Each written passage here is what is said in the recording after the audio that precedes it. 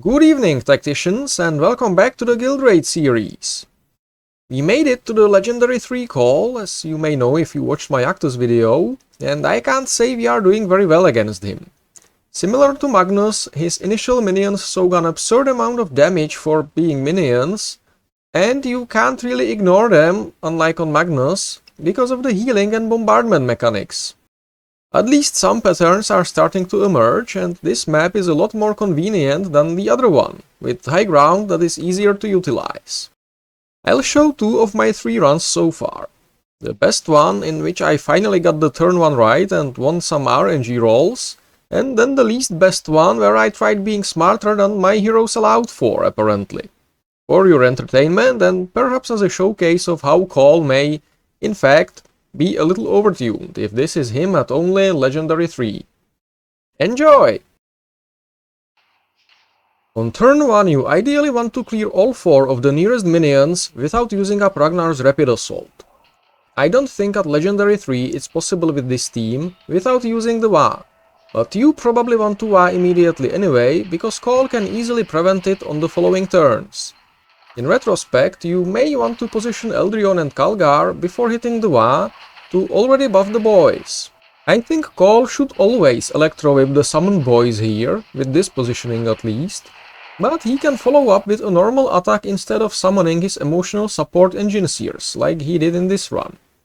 At any rate, he went to the best possible position, allowing for a fully buffed Ragnar strike from high ground, while the rest of the team manhandles his army of minions.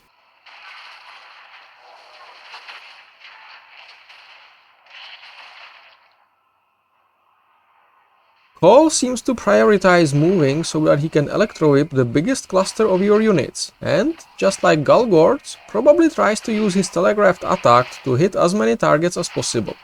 Which worked in my favor this time, because Cawl is now in range of a Calgar buffed nest of firepower on high ground, and I even throw in a Canadian with the Malayas before Calgar moves to buff at least Galgords.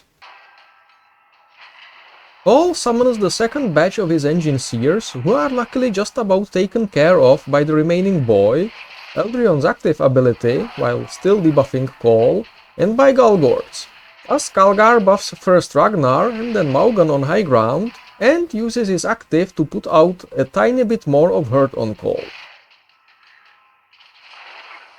Oh, looks like Cawl can use his Electro Whip before he moves if he chooses to. Well, that's sneaky. But he's not as sneaky as he thinks, because he just gave me another perfectly buffed turn, even though I have to put Calgar in his Hyper Beam. But the Gravis armor mitigates that quite nicely, at least here at Legendary 3, so everything is just fine. And on his final turn, Cawl summons yet another batch of Engineers, what? Well, at least now they don't really matter anymore, maybe except as a distraction for any remaining summons, and I can focus on just maximizing the buff coverage and hitting 400k damage. I wish all of our runs were this nice. Okay, so that was my best run. However, before that beauty, this one happened, and I'll only do a really quick summary and just show it as it went. I wanted to keep the Waaaghing for the first batch of Engineers, and my very nearly maxed out heroes didn't manage to clear the default minions without it. Then Galgords got stunned by the Electro Whip and I got drowned in summons and Machine Vengeance. Bombardment after turn 3, GG, no re, great run. At least it looks like Cawl cannot be healed above his starting health, meaning you cannot deal negative damage on a run, so there's that.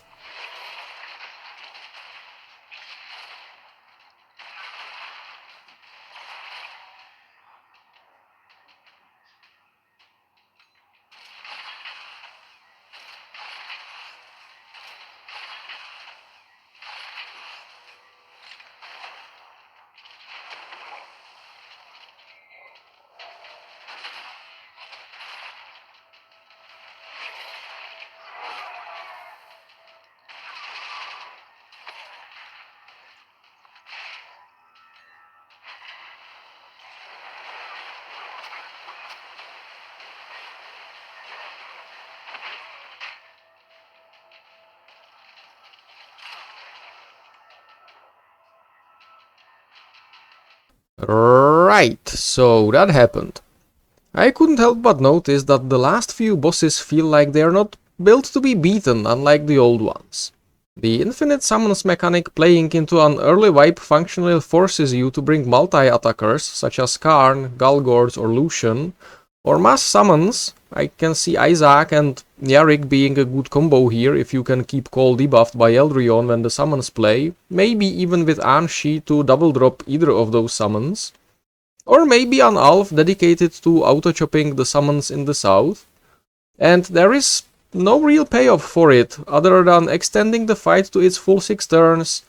The first proper infinite summons boss, Sibyl, and I'm not counting the original Tyrannid bosses because the second Ripper Swarm can be avoided by positioning, and the Gaunts can be splashed dead by critting the boss, at least takes damage whenever you delete a KDN. Nothing like that happens here, and I think that's unfair. I'm really not looking forward to Legendary 5 Belisarius Cawl, because right now it looks like Diamond 3 heroes will have trouble just clearing the minions. At least the older ones that I have built. Maybe the new power-crept ones will do just fine, we'll see. It definitely makes me wonder what team Snowprint built Cawl for, if any. Or maybe whether the hero level and upgrade cap will increase again.